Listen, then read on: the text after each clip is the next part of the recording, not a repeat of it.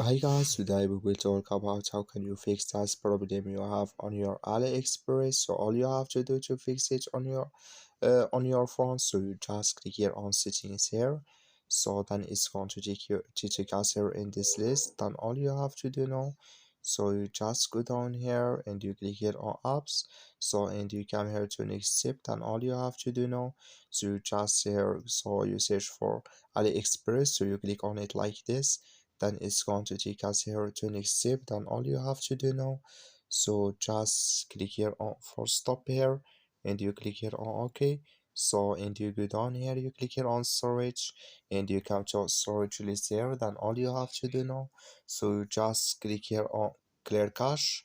So then you just turn off your Wi-Fi and turn on it, and it's going to work with you. So that's all you have to do. Thank you for watching. Don't forget to support us by liking and subscribe.